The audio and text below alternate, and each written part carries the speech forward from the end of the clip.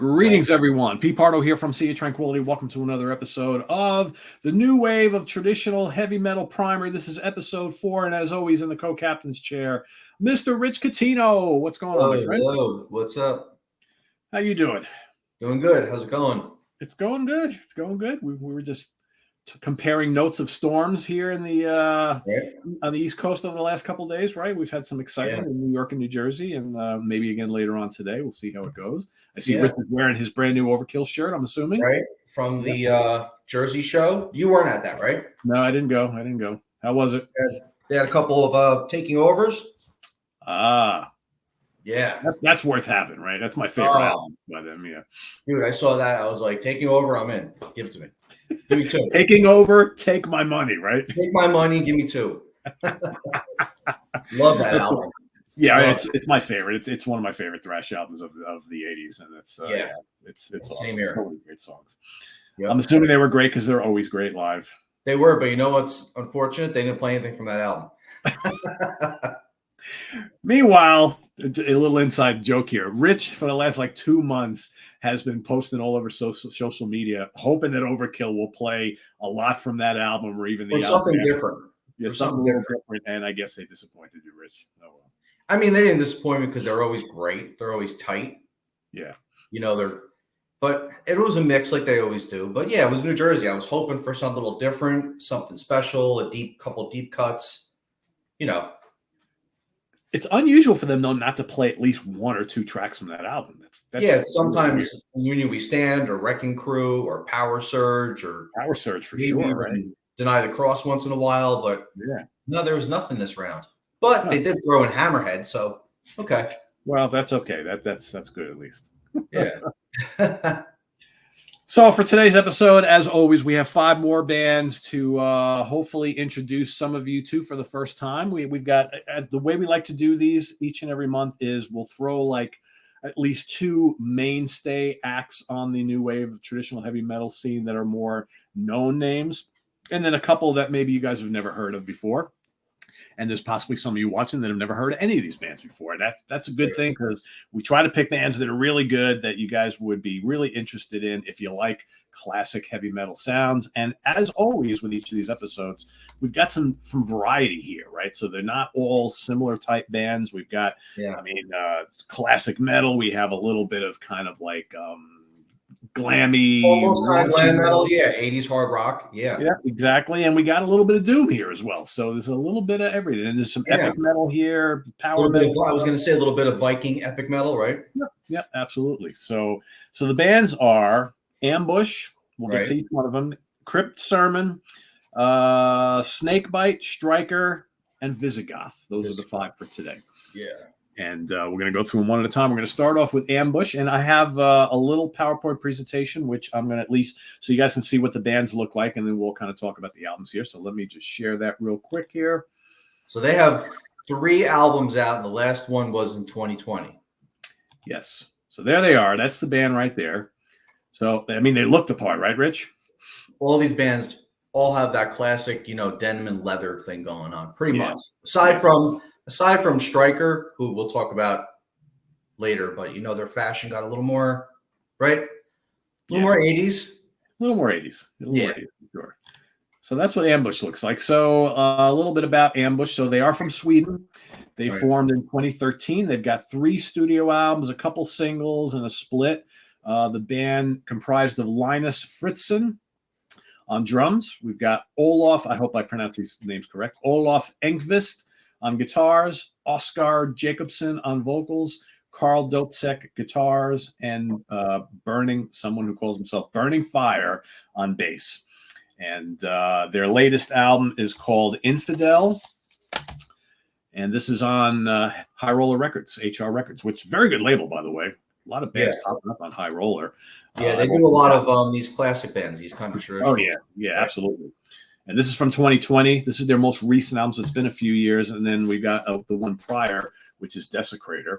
And again, let's show the seat. I mean, the artwork is just terrific on these. Really nice. What I wrote down? I like how they're consistently designed with that frame around it. Yes. That's pretty cool. Yeah, absolutely. And even the band shots, right? Yeah. Even the band shot has the frame, which is pretty cool. Hopefully folks can see that okay. Really nice booklets. I mean, this is top shelf stuff here. Yeah. And great sound too. The production's great. It's mixed great, right? I would argue, Rich, and I don't know if you agree, that I'm not this in general, this Ambush album, but this band probably is the best produced out of all of them. Perhaps, I don't know. I think most of these have really good productions on these albums. They do. They're a little different. Some of them are a little more bright, a little more fuller. Some of them are a little more brighter. Some of them, right? There's a little bit difference in production value. Some of them are kind of lo-fi too, right? Depending on the band. Yep, exactly. So for me, and I'm specifically talking about Infidel, their most recent album here, I think to me, this is just no frills, classic early 80s metal. I mean, I hear Bruce era Iron Maiden very early. I also hear the first two Europe albums a little bit here. Maybe a little Crimson Glory. Okay. Little Priest. Little Priest. Definitely my two major ones are Saxon and Accept. Okay. Yeah, I guess you could say that. Yeah, for sure. Because I wrote down, I don't know how to pronounce it, Epirite. I have no idea how to say that. Epirite. And Hellbiter are straight up Accept or Hammerfall. Right? Now, what do you think of this guy Oscar's vocals? I had a really tough time because he reminds me in spots of a couple of different singers, but he's hard to pinpoint. And then in one track, and I don't know which one I remember, maybe Leave Them to Die, he kind of sounds like if Sebastian Bach at Midnight from Crimson Glory kind of meshed together, and that's what you get. I don't know. You hear that at all? Maybe a little bit. I didn't write anything about the vocal because I can't pinpoint it either. Yeah. It's tough, but there's also times like I wrote down that they're kind of even Saxonish too. Like these, like, let me see, what did I write down here? Well, there's a couple that are a little more aggressive, like Iron Helm of War. Yeah. New Wave of British Heavy Metal. That kind of reminded me of Saxon. But you got Heart of Stone with the big riffs and the drums, right? Those are really big and punchy, nice big production. So yeah, it's hard for me to put a finger on who this guy sounds like. Yeah, I think I'm the Saxon comparison or the Saxon influence. I think the way they layer the riffs is kind of similar to Saxon. Like they don't do like intricate riffs. Like Saxon's early on, Saxon's riffs are more like to the point, maybe even slightly repetitive through some of the songs, but they're just really, really good and catchy. I think these guys do that well. Where I think they differ a little bit from Saxon and maybe borrow from Maiden and Priest is they do like the twin guitar harmonies a bit, especially like on The Demon Within, which is a great song. Yes. They do that really well. But then like you said, Lust for Blood, that's like this mid-pace kind of crunchy track that does remind of Saxon because of the way they kind of just pound the riffs in there and they don't really do anything all that intricate. But most importantly, I think these songs are very memorable and they have this anthemic quality, which I think is really cool. Yeah, I think that's where the Hammerfall comes in for me, right? Yeah. And I will say for the folks watching who are maybe looking to get an Ambush album, Desecrator is really good too. You really I wrote that album down too. Yeah, I think that's got a little more of the new wave of British heavy metal influence on that one. You might be right, and if you look at the song titles like "Possessed by Evil," "Night of Defilers," Brotherhood, "Possessed by Evil" and South Street Brotherhood, they have a video. Yes, they both have promo videos. If you're curious to see their stuff, they actually have a lot of videos on YouTube and a lot of like live performance videos. Yeah, folks watching, if you go and watch any of their live videos, they look like they could have come straight out of like 1981. They really look the part. They wear like the picture I showed before. They wear like the leather and the bracelets, and they totally look the part. Leather vests. Yeah, they totally. I mean, these guys are like a true representation of what this scene is all about. They make no bones showing that they love the early '80s metal scene, whether it's taking a bit from the U.S. and some from the UK and kind of putting it all together. But they are Swedish, right? And the Swedes know how to do retro music, especially metal and hard rock. So so I would highly recommend these guys. And like Rich mentioned before, really good productions. I mean, these are very good sounding albums and you would listen to this and think that it came out of like 1982. I even wrote down the first one, Firestorm from 2014. Yep. And it even has like a clanky old Accept bass sound I wrote down for that album. like it reminded me of like that clanky, sound, like the old Accept. Yep, from the first couple. War, and I wrote down Demon and Tigers of Pantang, like those earlier albums from those bands. That's kind of what that first album reminds me of. There you go. So another cool band to check out, Ambush from Sweden. So yeah, all right.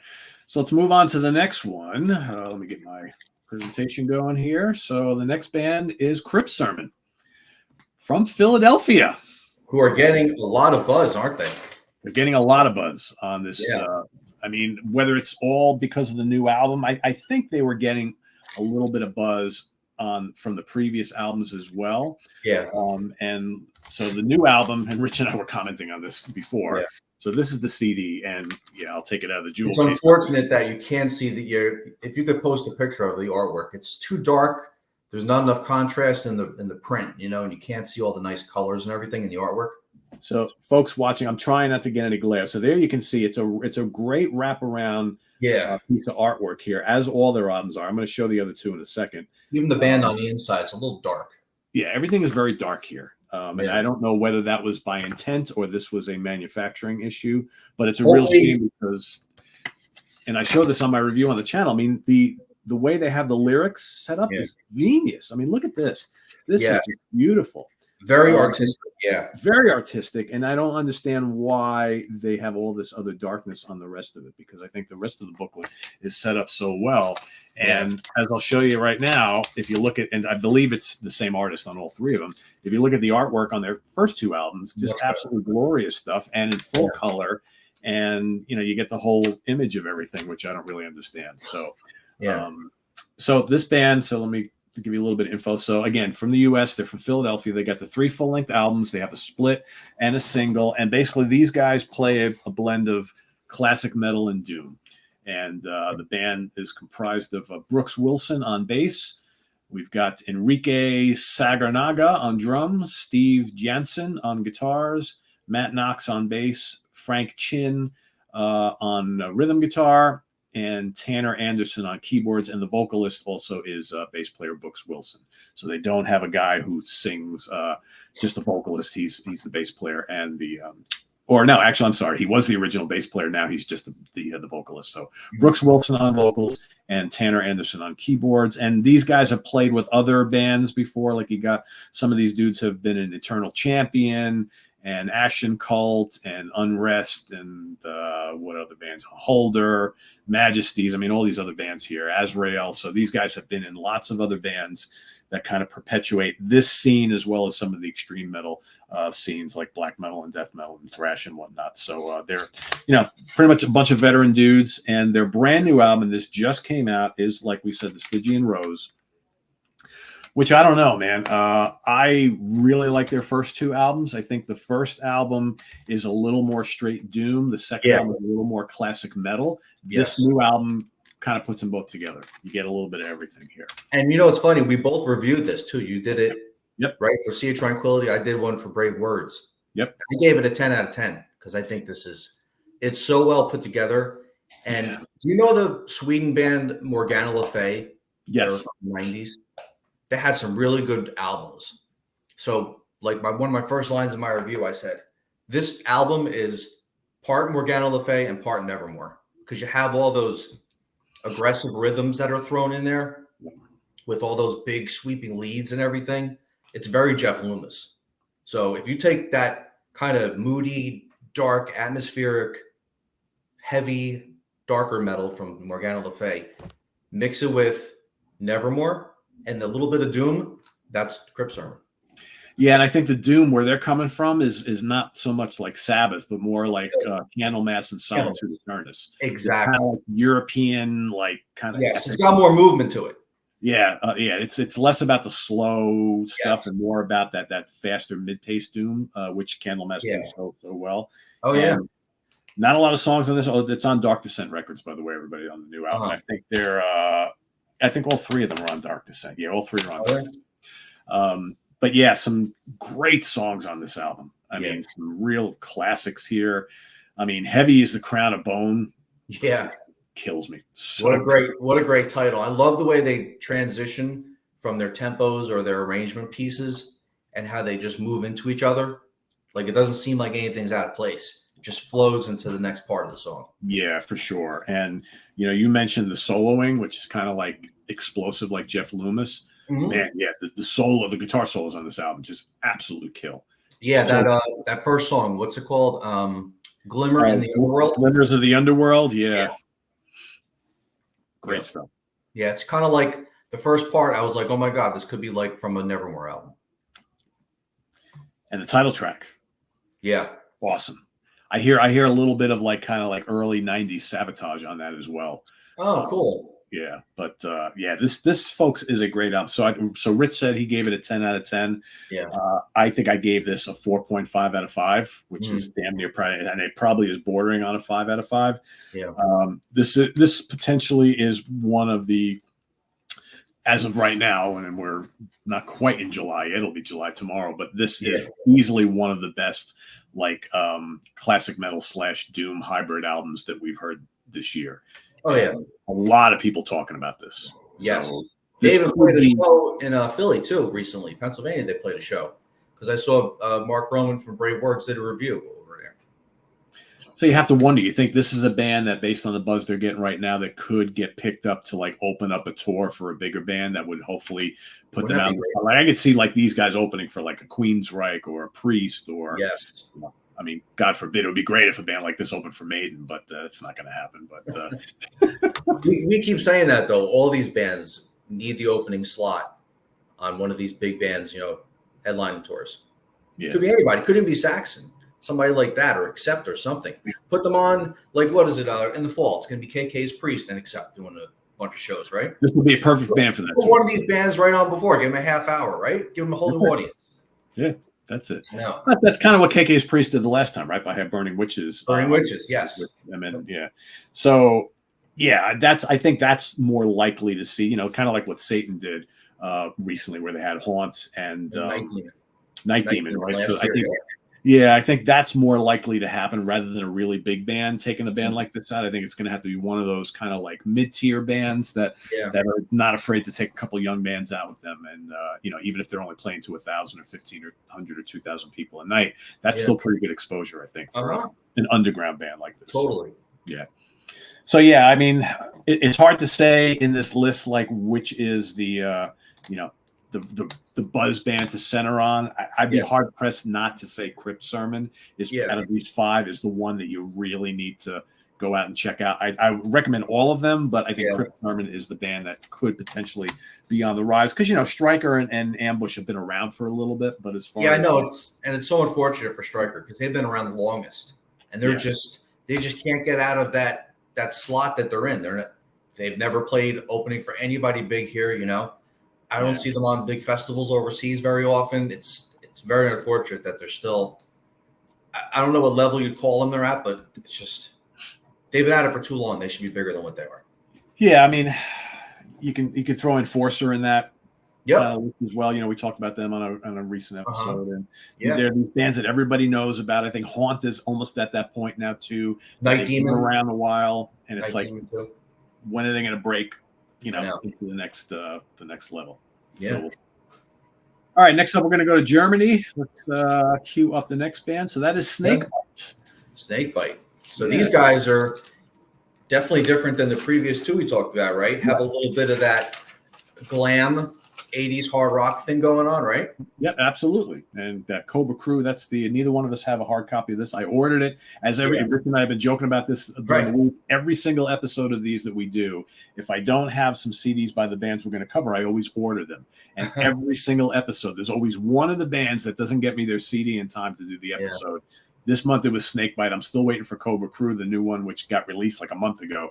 But of course, it's coming from overseas, so it hasn't gotten here yet. So a little bit of info on the band here. So Snakebite, again, from Germany. They formed in 2012. They've got 3 full-length albums, a couple singles, and a live album. And the band comprised of Alex LaCroix on bass, Julian Fisher on drums, Dominic, otherwise known as Nicky Wagner, on vocals and guitars, and Chris Van Keo on guitars. And like I said, Cobra Crew is their brand new one, just came out real recently. Like Rich said, this is very different from the other four bands that we're talking about today. Mm-hmm. They really blended up a lot. There's a lot of US kind of glam metal feel going on this album. There's a little bit of new wave of British heavy metal in spots. Mm-hmm. I don't know, Rich, I'm hearing Great White, I'm hearing Dokken, I'm hearing some new wave of British heavy metal stuff, maybe Tiger the Pantang, a little bit of everything. The one good thing I'm happy about, even though the band is called Snakebite, I'm not hearing any Whitesnake here. I was going to say the same thing. There's no Whitesnake feel. I don't feel either those bluesy riffs or those Sykes kind of big riffs. That's a good thing, right? Because it would be way too obvious if they called themselves Snakebite and then just did a Whitesnake kind of formula. Right? Exactly. But you know what I hear too in these guys? I hear Scorpions. Yeah, in spots. Yep. Early 80s. But a lot of the European bands that were kind of like hair bands, but not quite hair bands from the 80s, like Treat. Remember Treat? Yes. Or FM or Giant or Honeymoon Suite from Canada. They kind of have some of that stuff going on more than I think the 80s hair bands, you know? Yeah, because the spots that you on this album where you really can't call metal, there's like this melodic rock AOR thing going on there. Yeah. Very catchy choruses. I mean, these guys know how to write some hooks. And, while for some maybe there's not enough thunder on this album, I think if you like your hard rock and metal, it's very, very melodic, filled with hooks. Yeah.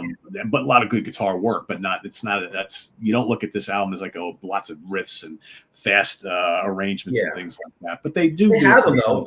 All the three albums, they do have a couple of those songs too that are a little more aggressive. Like, what did I write down? I don't know let me see. I'm looking at all these notes here. Too many notes. Run Fast from Rise of the Snake. That's a little bit faster. It's got the double bass, more aggressive. These guys also have some promo videos too from 2018 from Rise of the Snake. There's Heroes of the Unknown and Two Desperate Hearts. One of those performance video. So even Two Desperate Hearts, you know what I wrote down? They have a little bit of a Kicks feel too. Yes.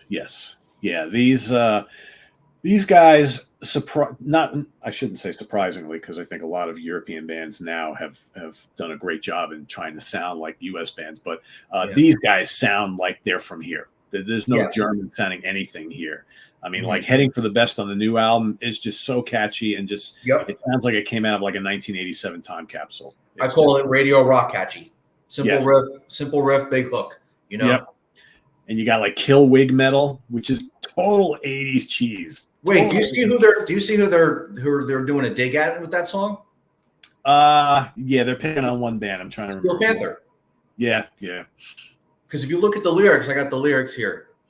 A wig on your head, your spandex is red, you make the 80s fake again. Of all your plastic hair and your true job as an office man, but this is not your business. The time has come, so listen, learn how to rock.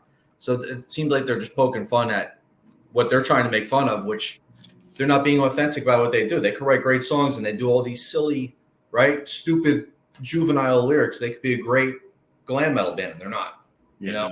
Yeah. It's almost like with this new album, they're showing that they can do that if they really want to. I just don't know if that's really what they're all about, or I don't know. Who knows? But they're just trying to be authentic about it instead of being silly about it. You know? Yeah. It's fun stuff though. They're a good band. I think perhaps for me, they're probably my least favorite of these five, but I still think it's good stuff and definitely worth checking out. Well, like I said, they're coming at it from a little bit of a different angle than some of these other bands. So I think that's the great thing about doing episodes like this is you can have five bands and not all of them are kind of the same, and you have like different flavors from all of them. I also wrote down from the new album Storm Riders, which reminded me of Saxon and Ed Guy, kind of power metal. Yeah, that's for sure. That's their big bass piece on the album. Yeah. Weekend Warrior reminded me of Riot from New York City. I could see that. You have some traditional heavy metal moments, you know. What else? Blow It Up is really catchy. Blow It Up, I wrote that down. Yeah, they got the piano and the keyboards. You got the twin guitar leads too, so they do some of that as well. Yeah. It's a good band. Yeah, I like them. Yeah. I think they're not on the bottom of the pile for me out of these. Okay. All right. Yeah. Be curious. Yeah. We don't usually do that. It'd be interesting to see like who we think are the best in the bottom. Right. So. Right. All right. So that is Snakebite from Germany. Let's move on to the next one. So we're going to go over to Canada for Striker. I love it. We're all over the map. We're all over the map. We're representing the entire world here. And as you can Yep. see, they look a little bit different than some of the other bands we've shown, right? They look a little bit more trying to look fashionable, I guess. Well, that's actually an older shot. Yep. When they were still doing the leather and the denim and T-shirts. But if you look at a newer picture, they have like the big glasses with the bright colors and the bright color jackets. They almost look like they're from I don't know, like Miami Vice or I don't know, something out of an 80s movie. It's just too much going on. Too many colors, too many patterns. I like them better when they were in that shot, you know? We're trying to look a little more hip, right? So a little more instead of, you know, kind of just two 80s now. Now we're getting 280s. I go back to what you guys were, you know? Kind of worried me about the new album too. I thought it was going to go 100%, you know, 80s cheese Steel Panther, and it didn't. Yeah, no, it's good. It's these guys from Canada, formed in 2007. They've got 7 full-length albums, a bunch of singles, bunch of EPs. Yep. So these guys have been pretty prolific over the years. We've got in first the band album around 2010. Exactly. Yep. Dan Cleary on lead vocals. We got Timothy Brown on guitars, Pete Klassen on bass, Jonathan Webster on drums, and John Simon Fallon on guitars. So as you guys can see, most of these bands employ 2 guitar players. That just needs to be what they do. And their brand new album is Ultra Power, and this is on Foundation of the Arts. Here's 2 of their previous ones. This is Stand in the Fire, which I like this one. You notice when you were listening to the albums, you notice they all kind of come in pairs. Like you got the first 2 albums, which is Eyes in the Night and Armed to the Teeth, which are a little more aggressive, right? A little more straightforward. Then you got City of Gold and Stand in the Fire, which gets a little more varied, right? And then you got the new one and the previous one, which is my favorite, Play to Win. Play to Win, yeah. I think it's their best one, where they really got it between the speed, the heaviness, the melody, the twin leads, the big hooks, right? Yeah, you have to wonder if this is really what they're all about, right? It's great album. Well, you can hear some of that actually in the first, not the first album. That's straight ahead, like speed metal, right? Not too much variety on it. But when you get to City of Gold and Stand in the Fire, where they really use those twin leads and the harmonies and the melodies, right, for the hooks. So, yeah, I think it's like there's pairs, you know. You got the first 2, then you got the second 2. Then you got the self-titled one and Play to Win, and then you got Ultra Beatdown. Yeah, and I think the new album is lots of fun. Yeah. It's definitely good. And here's another recent shot of them, too. I mean, they look the part, right? I mean, they look like stars. And they're not really stars yet, but they look the part for sure. And, you know, the new album, like I said, this is called the Ultra Power, and I think this is a fun record. I think, you know, Circle of Evil is the first track on the album. I think that's a total metal masher. I mean, what a golden opener, outstanding vocals. You got the big pummeling drums, killer twin guitars, but really melodic and catchy. This is another band they like to do the hooks in all their stuff. Big vocal harmonies behind it too, right? Yeah. Even the singer, you ever notice the singer when he's singing? A lot of times it sounds like it's doubled up. Yes. Yeah. But, you know, you get that big crushing metal opener, and then the second track is Best of the Best of the Best, which is total cheese. And it has a sax solo. I wrote sax solo and Miami Vice. Yeah, and it's like they're trying really hard to get that kind of like Mutt Lange, Def Leppard, overproduced vocal thing going on, and I don't know if it works. I just think it's a little strange. That's why the new album I told you worried me when I saw the fashion. I saw the bright color. I saw the bright colors and the biker, the BMX bike riding, skateboarder kind of clothing and everything. I was like, all right, let's pull it back a little bit now. Yeah. Well, you know, because I think, Rich, there's some kind of battle going on with this album, because there's some stuff that is total true classic metal, and there's other stuff where they're trying to be something else. Like I mentioned, the Best of the Best of the Best. Yeah. Another one is Sucks to Suck. I mean, that also is ridiculous. Yes, I know. Total cheese. I mean, it's catchy, but it's just kind of crazy. Ready for Anything is really riffy, really good. Yep. What else on here? Brawl at the Pub is kind of it's fun, but it's kind of weird. I don't know. Thunderdome is cool. I think they're trying very hard. For me, one of the things about this album that they seem to be trying really hard to get that big overproduced of lead and backing vocal thing going on, like like early Def Leppard. That like I don't know. I think the vocals are done a little bit better on some of the earlier albums where they're not trying so hard to do that. But it's a very memorable album and it's very catchy. Like I said, some of it's great, some of it's really cheesy, but it's fun. Yeah. I don't know. I like it, but not as much as the previous one. I think Play to Win is a total winner. Heart of Lies, Position of Power, Head First. The front is so melodic and catchy. The title track, Summoner is very spooky, kind of moody and heavy, right? Yep. Heavy is the Heart, Hands of Time. I think that's such a well-balanced album between the heaviness and the melodic part of them and the big hooks without going too far into what you're talking about with the new album, you know? Yeah. And it's almost like, when you put them, I mean, just look at the album covers. This sounds like it's trying to be, this looks like it's trying to be something else, whereas this looks like a serious metal album right here. Correct. Yeah. So artistically, album cover wise and then style wise for their clothing. Like I said, when I saw the new shots of the band for the new album, I was a little worried. I was like, this might be too, now we're getting into Steel Panther and Dragon Force territory. Yeah. Yeah. A little bit. It's still fun. Really good band. Really good. Yeah. I love them. They're great. I've been listening to them for years. And speaking of artwork, how cool is the artwork for Armed to the Teeth? Yeah. Remember that one? Yeah. With the prehistoric skeleton with all the machine guns and everything on the thing. It's Armed to the Teeth. It's very cool. Yeah. I think most of these bands, they realize they have to have really good album cover art. And and I think our next band certainly believes that as well. And Visogoth.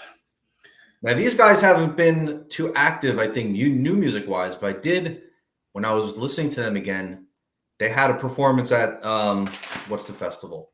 Keep It True in 2023, but I don't think they've had new music out since when? They have not had any new music since 2018, which is The Conqueror's Oath, which is this. Well, there's an EP, too. Yeah, there isn't. It was like a 3-song EP, I think that was. Let's see, 2 songs, Bells of Awakening? Yeah. So it's been a while, and these guys were on. They're on Metal Blade, right? So talk about great artwork. I mean, look at that. Yeah.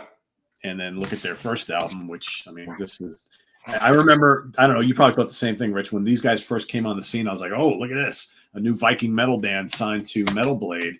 Right. But they're from freaking Salt Lake City. They're from Utah, and they're traditional metal, epic metal, not like Amon Amarth death metal. It's melodic. It's melodic singing. I wrote down these guys are like Manowar meets Eternal Champion and Gatekeeper. Yes. Remember Gatekeeper? You put those 3 bands together, and that's what you get out of Visogoth. And that's Visogoth. And for those watching, we covered Gatekeeper, I think, in the first episode we did in the series. Really good band. Yeah. You hit the nail right on the head. So formed in 2010, 2 studio albums, 2 EPs, and a single. The band is Jameson Palmer on guitars, Leland Campana on guitars. Again, the 2 guitar attack, all these bands. Jake Rogers on vocals. He's seriously good. Matt Brotherton on bass and Mikey T on drums.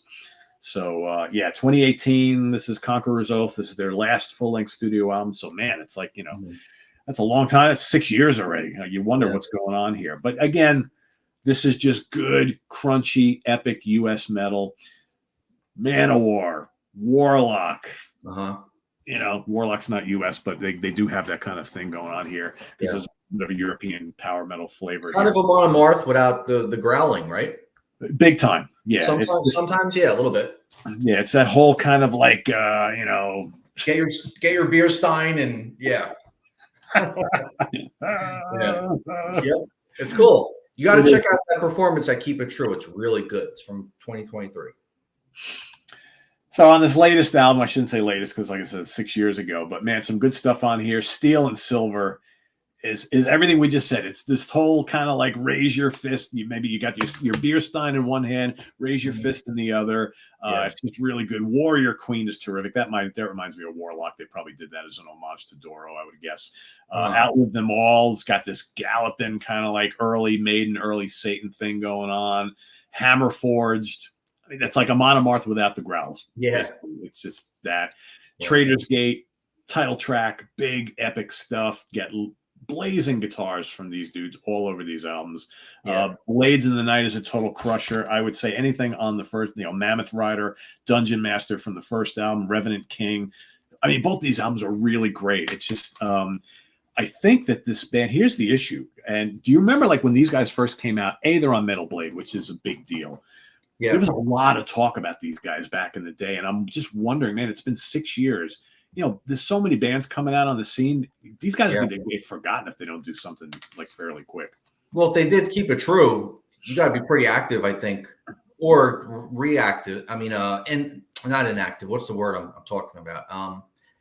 They've got to be doing something in order to be playing that festival, or they're getting back. It's kind of like for reunions and things like that. Hope. Yeah, like it's bands that are still active today, so they've got to be working on something or still productive in some way in order to, I think, play that festival from last year, right? I would hope so. Because I mean, they released these two within a fairly short span of time from each other. So I don't know. Yeah, maybe, who knows? I mean, it's great that they're playing live because that means they're still, active. But their last Facebook post is from March 14th, so that's odd. Yeah. All right. Well, we'll see. I mean, like I said, they did release the EP a couple of years ago, so that's a good thing. And maybe we'll see a full length from them at some point because these guys are really good. But again, very different from all the others we've talked about today. And another singer too that doesn't sound like everybody else. All 5 singers. He doesn't. No one sounds the same. No.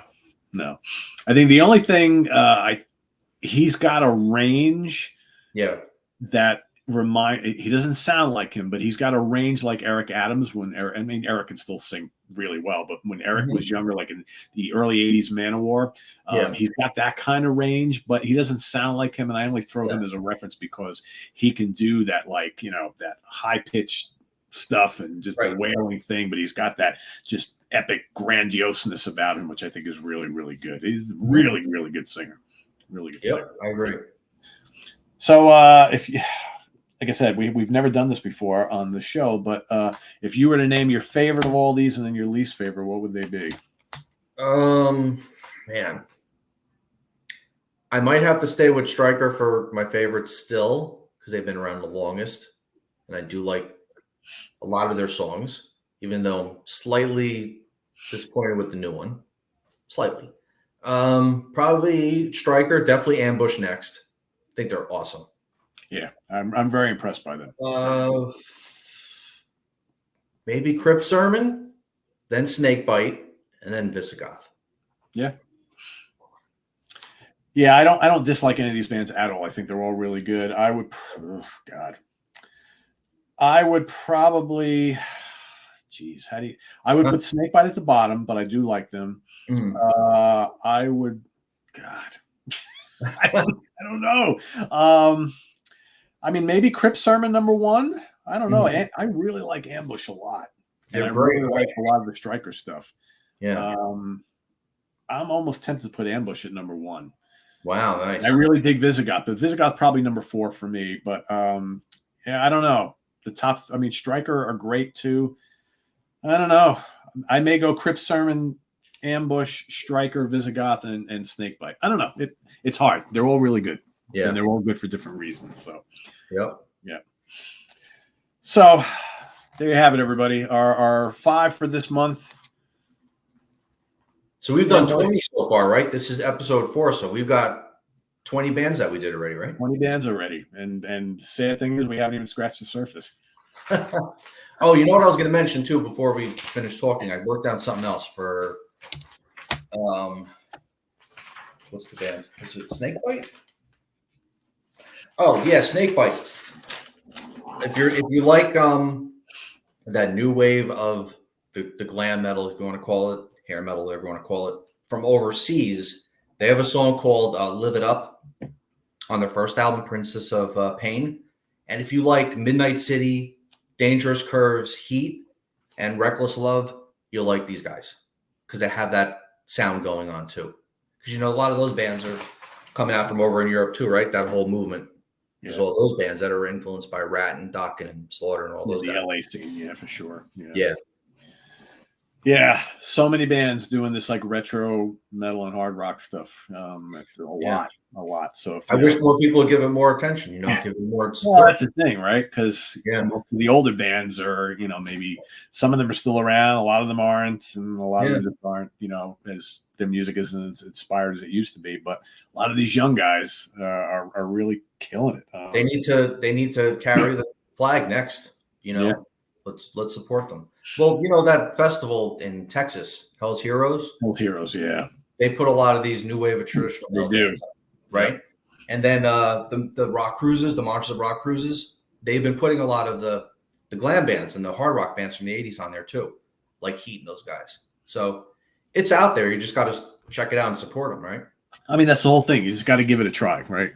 And what I'll do is I'll put down below in the comments, I'll put links to all of these bands, either websites or band camps or somewhere where you can go and listen to at least the newest releases for all of these, so you can go investigate. That's usually the best way to do it, and then work your way back. But I would urge everybody watching, please go give these bands a chance.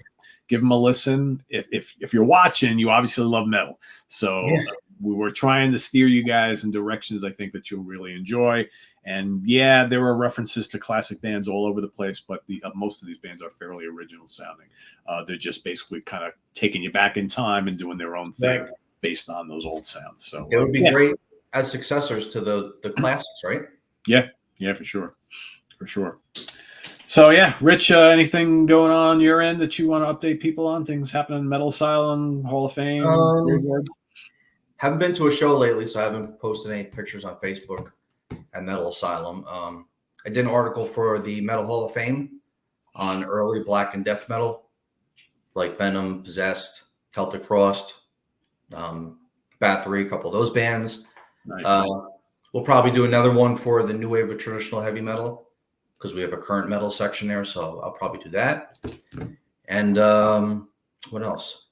Got a couple of reviews coming up at Brave Words too, a couple album reviews, but no shows coming up currently.